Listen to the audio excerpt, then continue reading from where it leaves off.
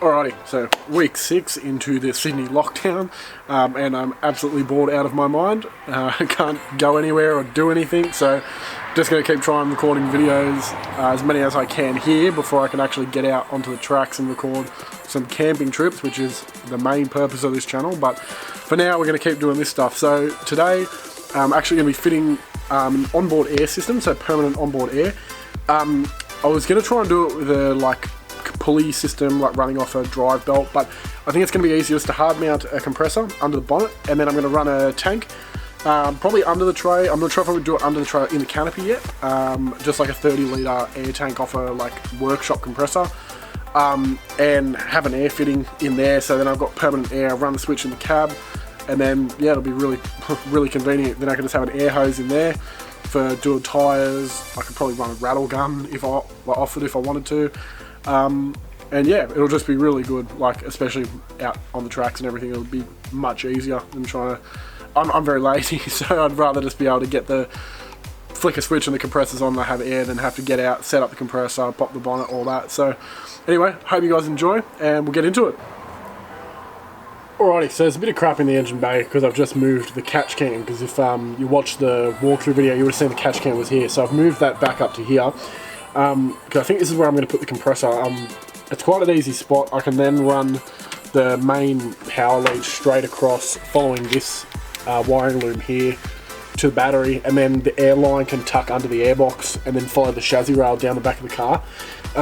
So I've got a Thumper Max, the dual twin compressor, and without the base plate, it actually fits down in here quite nicely. I'll make a bracket for that to sit on there, but it tucks down there really good. I'm really happy with the fitment there. It's not pushing on the intercooler pipe, so I'm not worried about that rubbing on the alternator or anything. The air hose, when it's under there, isn't kinked or anything, if you can get it to go through. Doesn't have a kink or anything, it's really nice there. And like I said, the power wires I can run straight across the top of the timing belt cover. So I think that's a good spot for it. So I'm going to try and make a bracket up for it now. And yeah, we'll get going on that. Alrighty, so as you can see, it's quite a tight fit under here. I've taken the base plate off of the compressor. This base plate here. So I'm going to use this as a guide because it makes it bulkier, so it won't actually fit in there with this on. But I will use this as a guide to mark all the holes for the bracket that I end up making. Looking under there now, it's actually not too far off of the body itself, and I've got a bunch of spare aluminium sections that I've bought from ages ago. Looking at this one up this way might actually be tall enough for this back one here, which would be excellent, because it would save a lot of stuffing around if I could use that. And then that front one down there, you won't be able to see it, but it actually is already resting on the body. It just needs, the body slants and that's square, so it'll just need to be bent up a bit, but I think I could make that work as well. So I'll do a bit of measuring, and we'll get going and see if I can make it work like that, because this could be a lot easier than I thought it was going to be, or it could end up being a hell of a lot harder. So we'll just have to wait and see what happens.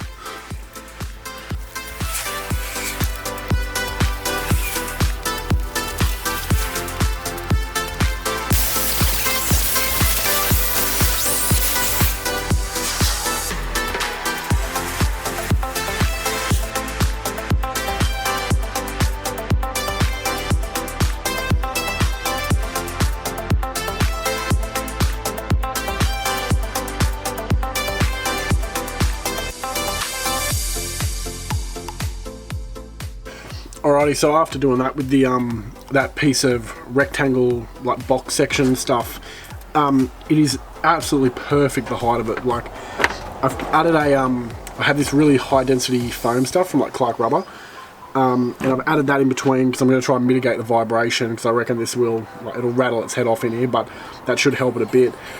But now with that, it's going to sit perfectly at, where are we? That spot there. Like that. And I'll just put some pop rivets straight through the body, through that from the bottom to hold that in place. And then up here, you probably can't see the front corner one. I'm just going to bend that bracket up, and then same thing, pop rivet straight through the body, because that lines up again perfectly. I'll put a little bit of rubber in between that, and that should be, yeah, spot on. I might even put a bolt through it and put one of those, like that rubber again, so it doesn't vibrate, but then that'll sit exactly there. And yeah, I don't think it could have fit any better, to be honest. So yeah, I'll get onto that now. Alrighty, so that worked really well. I've just mounted it at the back with the box section, like you would have seen me cutting it there. And this front corner, it's too hard to try and show you guys. It's really tucked away, but it's basically, the bracket this comes with is like a piece of L. So this corner one, it's on a bit of a slope, so I just literally bent it up with some pliers and then put a piece of rubber in between that and the body, drilled straight through and put a nut and bolt through that. So now it's like, that only movement there is in the rubber, which will keep it from vibrating its head off when I'm driving, hopefully. Here it's a little bit close to intercooler piping, but I don't think it's going to matter because this is like double walled, like insulated anyway.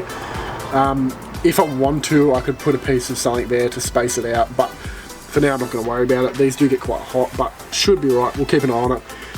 But now I'm just going to run the wiring, get that all set up, and then run the switch, which I've already pulled out before I put this all in, just so it's easy to get to. So I'll just run some wires, probably I might even follow this harness actually, go across that way, and then up that driver's side, and then through into the cab, and we'll find somewhere to mount that. So yeah.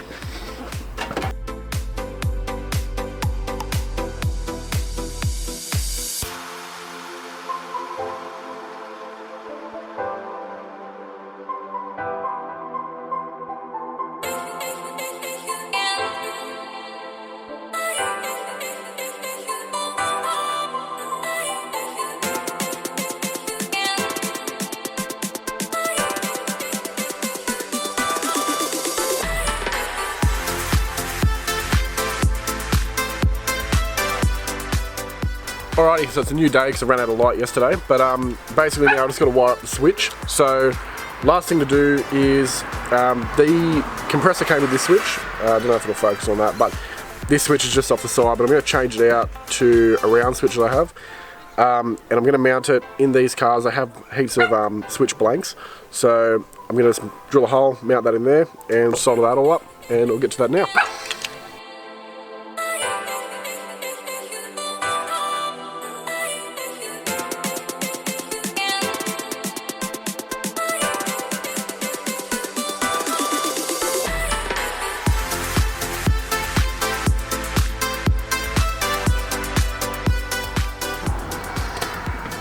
Alrighty, so I tried to film soldering all the wires in, but just impossible in this small space. But now that's all good, so if we flick the switch, you should be able to hear that. That's the compressor kicking in. So now I'm just going to feed these back in here. And then press that back into place. It should click in. Like so. Beautiful. I'm going to switch there now for the compressor, and now I just got to run a hose from the compressor to the tray, and yeah, run a tank and everything. Alrighty, so we may have gotten super lucky here. I don't know if you can see there, the air hose starts there, it's a bit dark, but I actually used the air hose that came with the thumper compressor. It's the extension hose. It's only a little one, but from what I can see, it runs down there. I've just got it sitting along the chassis rail at the moment, and I think there's going to be enough to where I can run that up into the canopy here and mount the tank there. I think it's going to be the best spot. I was thinking about underneath, and I think it's just going to be a bit too risky because it's going to be really close to the exhaust and everything, and I'd rather just have it safe there where it's not going to be at risk of getting punctured or anything. So yeah, just going to drill the hole now, and I won't have the tank until probably tomorrow, so it's going to be a 3-day episode. But yeah. Alrighty, so we managed to get really lucky, and this hose is the perfect length. That's a good extra amount. I'll probably mount the tank from there, and then might end up putting a retractable hose reel there that I can run straight out the door, and I'll just make it super easy. So that all works well now. That's plumbed up. It's all cable tied to the chassis rail and tucked out of the way. So yeah, next thing will be getting the tank installed and the hose reel. Alrighty, so it's been a couple of days now since the last part I filmed. Took me a lot longer than I thought it would to get the tank because of the lockdown. We had to shuffle it around to actually go get it. But now that I've got it, so it's an old standard workshop compressor tank. I don't know how many litres it is, but it's roughly the same size as the one I've got in the garage, so I'll find out what size that one is. So basically, these are the fittings that I've salvaged off of the tank that I'm going to reuse. These are the ones I had to buy, and these are the ones I had at home that I'm going to use. So the inlet here, this is a one-way valve, so this is really good. I'm going to plumb the inlet from the compressor here through this one-way valve, just so it doesn't have any back pressure on the compressor, and it'll stop any leaks. If there's any like little air leaks in the hose, it'll stop that from draining the compressor, like if I fill it, so that's good. This here, I had to buy a 1/8 BSP blank fitting for that part there. Then from there, that goes straight to the tank. So up out of there, I'm going to reuse this 3/8 to I think it's 1/4 inch BSP, which will then go into this manifold block that I bought, which is all 1/4 inch, which will then have the pressure release valve, a pressure gauge, one outlet here, and it's also going to have another outlet, this one, because it has one too many outlets on the block. It's got 5 ports, so I have to fill it somehow. I'm going to get a blanking plate eventually, but for now I'll just have 2 quick connect fittings, and I might leave it if it ends up being good. But yeah, basically that's it. Here also I had to buy a 3/8 elbow. I couldn't get a straight one, so I just got an elbow female to female, then a reducer from 3/8 to 1/4, and then that goes into the airline fitting that I'm going to use for the inlet of the compressor. So I'll get onto that now. I'll start plumbing it all up, and we'll get back to it.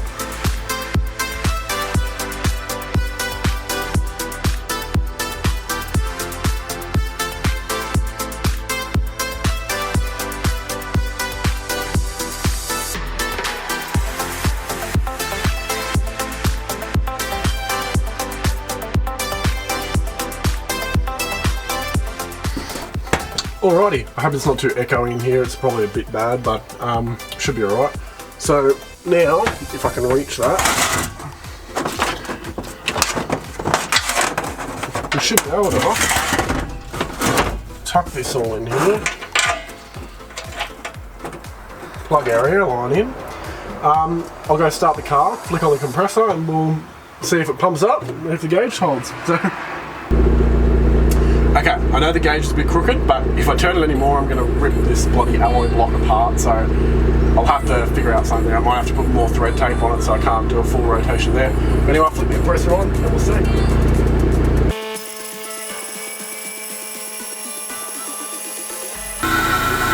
Alrighty, so the gauge is slowly climbing.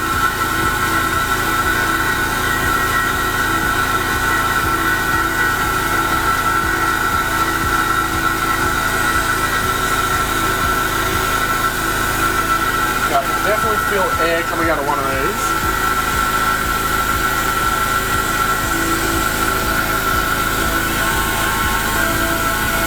But we'll see how it goes.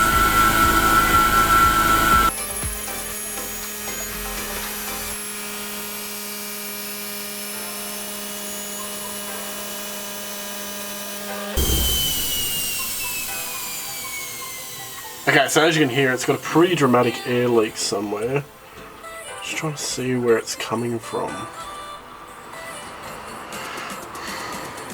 Okay, so it's stopped now, so it's definitely before this one-way valve. So it either has to be this bung here or this joint here. Can't actually feel any air leaking now, which is a bit annoying. I can also hear a bit of air leaking somewhere else, which I will have to figure out where that is, but I'll fix those and we'll come back to it. Alright, I don't know if you can hear that. So basically, the first leak is up here. It's just at the back of the gauge. I don't actually know what is leaking. I think it's just the gauge. I've put extra thread tape on that and it hasn't stopped it, so I'm pretty sure the gauge is just broken. When I was taking this off the other compressor, I actually bent it a little bit, so I think that could have something to do with it. And then here, I should have stopped talking so you could hear it. There's a little leak around here. Now, I'm not too worried about it. I've built it up with thread tape heaps. I don't really know if I can put any more on. But it's only when it's filling anyway though, and it's only a really small leak. So the compressor can overcome it really easily. And it stops leaking anyway because this has a one-way valve. So the one-way valve closes and now this line doesn't have any pressure in it at all. Because when you release that, if it had pressure it would you'd hear it. So I'm not too worried about that. As long as the compressor can beat it, which it did, I'm fully happy with. So now I'm just gonna take that off and I'll put the air reel up here. I might just do that actually. Push that over there. And the camera here. So.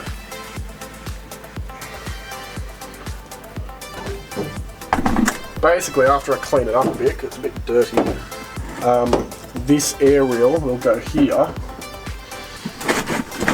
It's got bloody grease all over it, but oh well. I'll just plug that in.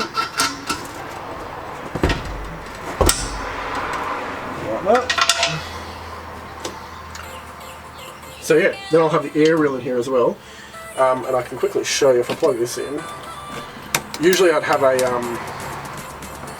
come on. Usually I'd have obviously like an actual air gun on the end of this now. But what I can do is, on top of the tank, this little red lever is like a ball valve. So if I open that,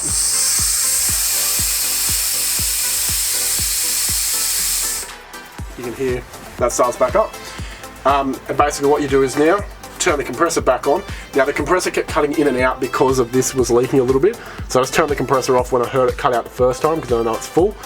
And then all I do is, when I pull up, just turn the compressor back on, open the ball valve, and then run around to all the tyres, and then the compressor should be able to keep this at a decent level while I'm pumping up the tyres. So I'm going to test that now. I'm going to put an air gun, like a, what do you call it, a trigger gun on it, and I'll film the gauge while I film the tyre, and we'll get an idea of how, how it keeps up with it. Alrighty, you guys probably won't be able to see this because it's a bit too glary there, but I might be able to take it back. But it's right on 15, so now I'm going to take this off, and we'll do the normal compressor first, and then I'll do with the tank, so we'll see which one's quicker. Alrighty.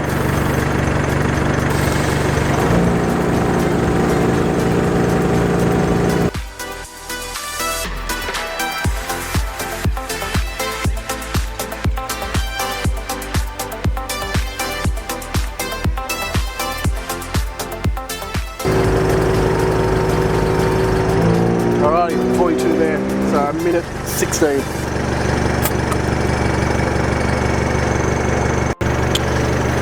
Alrighty, so just kick back in now to top back up, but it is full. I just opened the valve up. So, put this on.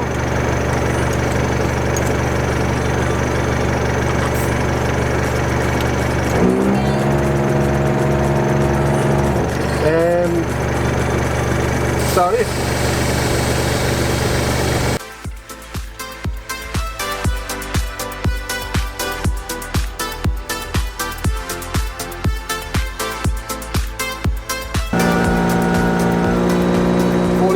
So 52 seconds. That is, that's like a good, what's that, 25-second difference, just under. That is pretty impressive. Alrighty, so I think it's pretty obvious which one was quicker there. I was actually really shocked. I thought it might actually be slower, but I just thought the convenience of the tank being already set up and everything would, outweigh that. But that's a good 20 seconds quicker, and that's each tyre. Like, that adds up. Especially, you got to take into consideration, you don't have to set anything up here. So basically, before you get to where you're going to pump up your tyres, like, a couple minutes before, you flick that switch on, it'll fill up your tank. Then when you get there, everything's ready to go. You just got to pull out the hose reel, flick that little ball valve on just so there's no leak anywhere through that, and then you're good to go. Like my girlfriend will probably go around and take all the valve covers off, like valve caps off. Then I'll just follow her with that, just pump up every tyre, and then you don't have to pack anything up. You just retract the hose reel. Instead of having to get out the compressor, pop your bonnet, set it up, run around with the big long bloody, those black hoses that are a pain, then running back and forth. I know you can use a trigger valve, but I used to just use the, actually got it here, the one that it comes with. So you got to run back and forward, turn the compressor on and off. It's just going to make life a lot easier. I'm really happy with how quick that is. Yeah. So I hope you guys have enjoyed the video. I'm not going to worry about like show you bolting it in or anything, because it's pretty simple there. I'm just going to bolt it to the floor. But I hope you guys have enjoyed. If you have, please remember to like, comment and subscribe, and I'll see you guys in the next video. Cheers.